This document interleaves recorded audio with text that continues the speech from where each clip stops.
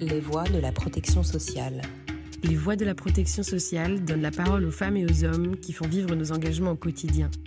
À travers ces témoignages, ils évoquent leur parcours, leur histoire et la fierté qu'ils ont à exercer leur mission. Bonjour Magali et bonjour à nos auditeurs. Je suis très heureuse de te recevoir Magali dans ce 9e épisode des Voix de la protection sociale. Il y a quelques mois, nous avions abordé le sujet de la responsabilité sociétale des entreprises, donc de la RSE, avec Alicia Foultier. Aujourd'hui, nous allons nous concentrer à nouveau sur nos engagements sociétaux, puisque tu es responsable du développement de l'action sociale. Oui, tout à fait. Bonjour Ariane, merci effectivement de m'accueillir dans ce podcast. Effectivement, je suis responsable de développement de l'action sociale qui appartient à la direction de la retraite complémentaire sur le territoire de l'Aquitaine, depuis 10 ans maintenant. Je te propose pour commencer ce podcast d'expliquer à nos auditeurs ce que l'on entend peut-être par action sociale. Alors l'action sociale du groupe, c'est à la fois des projets d'action collective et de services à fort impact social sur les territoires, mais aussi toute une équipe de conseillers action sociale qui sont au service de nos clients. Alors les clients, il s'agit des retraités, AG2R, Agirc Arrco, des salariés qui cotisent et de leurs entreprises, et aussi nos clients qui cotisent chez AG2R Prévoyance. Et pour l'ensemble de ces publics, à la fois au niveau des actions collectives et des actions sociales individuelles, nous accompagnons nos clients tout au long de leur vie face aux aléas du quotidien. Alors il s'agit de choses très concrètes, comme le soutien à l'aménagement, par exemple, de l'habitat en cas de perte d'autonomie. Est-ce que tu as des exemples assez concrets de ce que peut faire l'action sociale au niveau du collectif ? Alors, l'action sociale au niveau du collectif, d'abord, il faut savoir que c'est 16 territoires. Et aujourd'hui, nous sommes le seul groupe de protection sociale en France à avoir une autonomie territoriale. Et donc, c'est une grande chance parce que nous sommes 16 responsables de développement action sociale à pouvoir agir au plus près, en fait, des territoires et des besoins de nos clients. On travaille principalement sur les axes définis par la Fédération Agirc Arrco, donc sur le bien vieillir et l'accompagnement des publics fragiles, et notamment les aidants. Il faut savoir que les aidants familiaux, c'est aujourd'hui plus de 11 millions de personnes en France. Donc on travaille sur ces différents sujets. On a une multiplicité d'acteurs, puisqu'on travaille avec le monde de l'économie sociale et solidaire, donc les associations, les collectivités territoriales, les entreprises issues du monde ESS, donc par exemple ESUS. Donc on a une multiplicité d'acteurs et une multiplicité de possibilités de projets. Je peux par exemple vous citer les éclaireurs du Tour. Alors ça, c'est un projet qui a maintenant 5 ans, qui a démarré sur mon territoire en Aquitaine et dont l'objectif est de faire pédaler dans les EHPAD les résidents, les soignants, enfin les équipes salariées et les familles sur des vélos indoor. Et l'objectif, c'est bien sûr créer du lien social, mais installer une activité physique pérenne, adaptée dans ces lieux. Alors ce projet, comme je vous l'ai dit, est parti de l'Aquitaine, a commencé à essaimer sur 3 territoires, et cette année, ce sont 10 territoires qui ont porté ce projet grâce à mes homologues et leurs équipes qui se sont investis. Donc en 2024, ce sont 40 EHPAD dans toute la France qui ont notamment participé à un challenge sur 1 mois qui est de pédaler l'équivalent de distance du Tour de France, soit un peu plus de 3000 km. Comme on travaille sur le bien vivre ensemble, comme on essaie de créer du lien intergénérationnel, on a associé ce challenge à Vivons Vélo. Et donc, pendant le mois, toutes ces personnes qui ont pédalé ont alimenté la cagnotte pour l'Institut Pasteur. Merci pour ce bel exemple de ce que propose du coup ta direction, notamment l'action sociale. Alors tu nous as parlé des 16 territoires et donc de tes 16 homologues qui sont également responsables du développement sur leur territoire. Et donc moi ma question c'est en tant que responsable du développement de l'action sociale, quelles sont tes missions concrètement ? Qu'est-ce que tu fais au quotidien ? Dans ce métier, ce qui m'a particulièrement plu et qui me plaît toujours au bout de 10 ans, c'est justement qu'il n'y a aucune routine. Donc chaque jour est différent. Notre mission principale en tant que responsable et avec nos équipes, on ne travaille pas seul, on a des chargés de développement d'action sociale qui travaillent avec nous sur les territoires, c'est de développer des projets d'action collective qui ont un impact, donc qui sont utiles socialement sur le territoire et qui amènent aussi une visibilité à la fois du groupe et de la fédération Agir Carco. On déploie aussi des offres de services Agir Carco, donc que ce soit chez les entreprises avec nos collègues de la direction retraite complémentaire entreprise et aussi chez nos seniors avec des actions vraiment de proximité. Nos missions, c'est d'aller trouver des partenaires, d'essayer, parce que c'est pas toujours évident, mais d'essayer de créer de l'innovation sociale. Alors l'innovation sociale, c'est un bien grand mot, mais j'aime bien être pragmatique, c'est répondre à un besoin qui n'est pas couvert sur le territoire et qui apporte vraiment un plus à nos clients. Pouvoir développer ce projet, se faire rencontrer d'autres acteurs et l'ambition de chaque équipe sur les territoires, c'est développer des écosystèmes qui soient, je disais, viables, pour lesquels on accompagne et on crée un modèle économique pérenne et qui peuvent ensuite, au bout de 3 ou 4 ans, vivre sans nous et se développer sans nous. C'est ça, en fait, notre métier au quotidien. Et puis, c'est un métier où on bouge beaucoup. Par exemple, moi, j'ai 5 départements sur l'Aquitaine. Donc, on va à la rencontre des personnes, on rencontre des gens qui sont engagés, mais souvent encore plus engagés que nous. Notre objectif, c'est de faire émerger ces projets d'innovation sociale et ensuite de les essaimer. Alors un peu plus tôt, tu nous parlais de l'économie sociale et solidaire et justement AG2R La Mondiale aujourd'hui est partenaire fondateur donc de la chaire territoire de l'ESS au sein de l'école Sciences Po Bordeaux et tu es, je crois, toi-même très impliqué dans ce partenariat. On parle justement de plus en plus de l'ESS, donc de l'économie sociale et solidaire. Est-ce que tu peux nous préciser ce que recouvre cet acronyme, en quoi cela consiste et justement comment on s'engage ? Cette économie sociale et solidaire, elle entraîne des questions sur la responsabilité sociétale des entreprises, sur notre empreinte carbone, sur nos engagements et nos investissements responsables. Pour moi, l'économie sociale et solidaire, c'est aussi à la fois un engagement et un écosystème vertueux et qui correspond aussi aux valeurs de solidarité de notre groupe. On est un groupe paritaire et mutualiste. On est forcément lié de près à l'économie sociale et solidaire.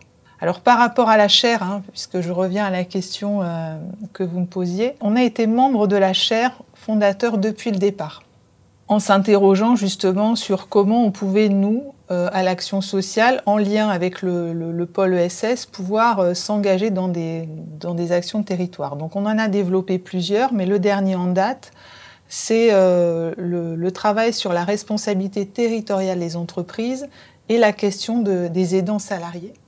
Alors en effet, aujourd'hui, le groupe est engagé sur de nombreux sujets. Il me semble aussi que ton travail consiste à encadrer le financement de certaines associations. Est-ce que tu peux nous en parler un petit peu ? Alors quand on parle de financement d'associations, on préfère aujourd'hui parler de projets. Parce que pour être aussi très clair, quand une association vient nous voir en disant « voilà, j'ai besoin d'un financement », c'est pas de cette manière-là qu'on va aborder le projet.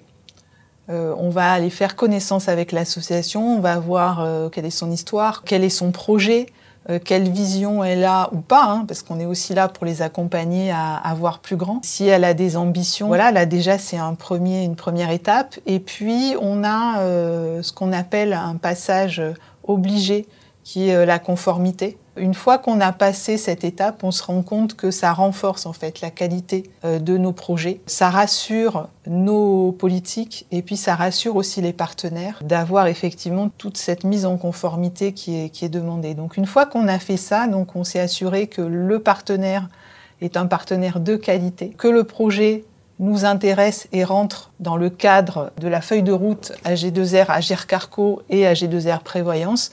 Dans ce cas-là, on commence à échanger avec l'association. Alors on est là pour accompagner, on est expert en gestion de projet, donc on est là pour accompagner, on est là aussi pour avoir des idées, parce qu'on a une prise de recul, on a une connaissance de l'écosystème qui fait qu'on apprend des associations, mais on est là aussi pour, voilà, comme je disais, créer des liens, des passerelles, peut-être faire écho à d'autres équipes dans le groupe, et on est là pour aller plus loin. Et construire, ça j'y reviens toujours parce que c'est important, construire un modèle économique fiable et pérenne.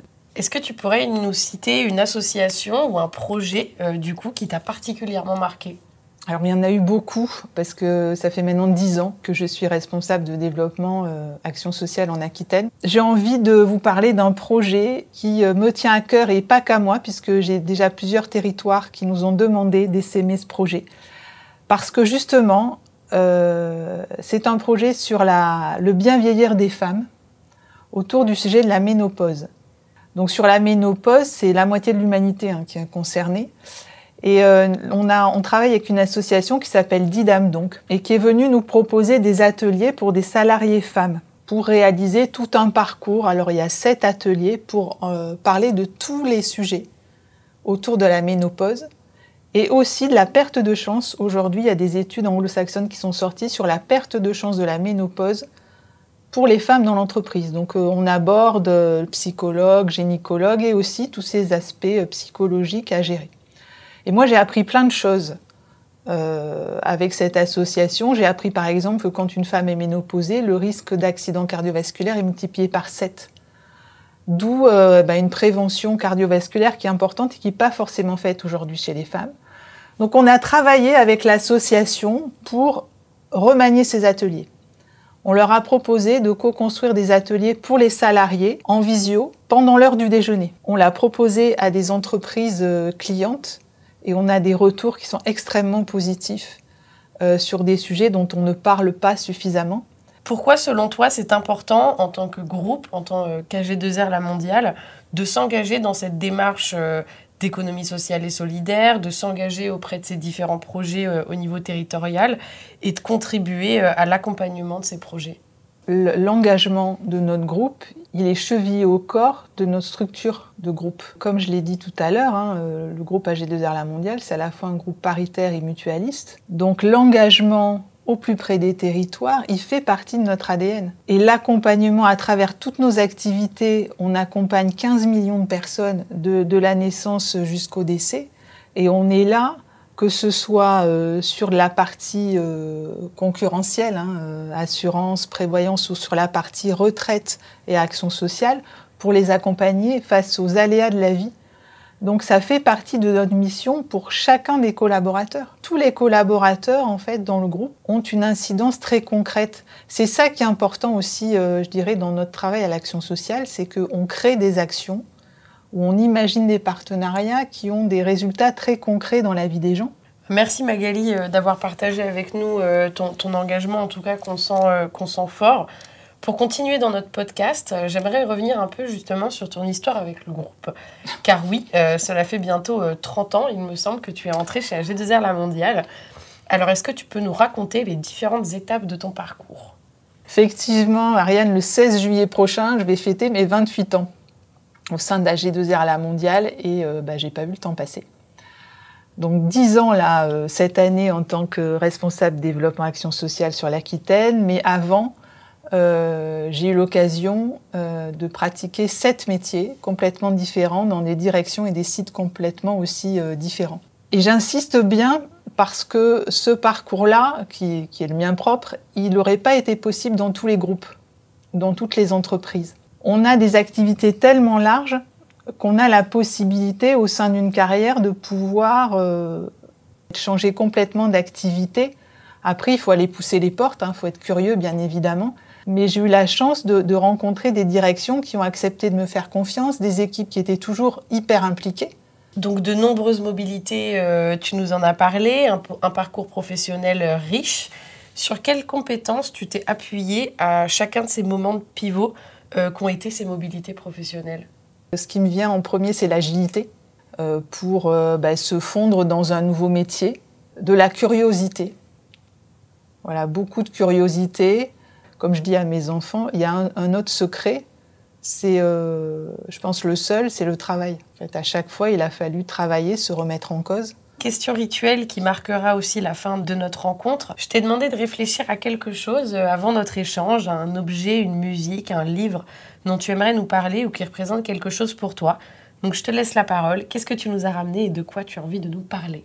Alors, j'ai envie de vous parler de ma passion. Depuis que je suis toute petite, je suis une passionnée de lecture. Et donc le choix, c'est évidemment porté sur un livre qui n'est pas forcément mon préféré, mais qui est symbolique. Alors j'ai choisi La Place d'Annie Ernaux. D'abord parce que c'est la première écrivaine française à recevoir le prix Nobel de littérature. Donc ça, pour moi, c'était important. Et puis, le titre « La place » n'est pas anodin, puisque ça me permet de parler de la place de la femme dans l'entreprise. Alors aujourd'hui, c'est un sujet qui est malheureusement d'actualité dans le monde du travail. Et chez AG2R La Mondiale, il y a des efforts vraiment qui sont faits. Donc voilà, donc je voulais parler de ce livre parce qu'en tant que femme, la place et notre place dans l'entreprise, on doit la prendre. Et il appartient aussi à nous d'oser au quotidien dans l'entreprise, oser prendre sa place. Et c'est le message qu'on retiendra de ce beau partage. Alors merci Magali pour ce moment d'échange.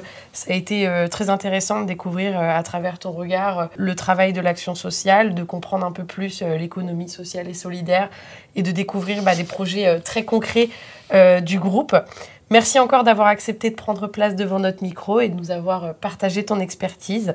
Et merci également à vous, chers auditeurs, pour votre écoute. Je vous donne rendez-vous très bientôt pour un prochain épisode des Voix de la protection sociale. Merci de nous avoir écoutés et à bientôt pour un prochain épisode.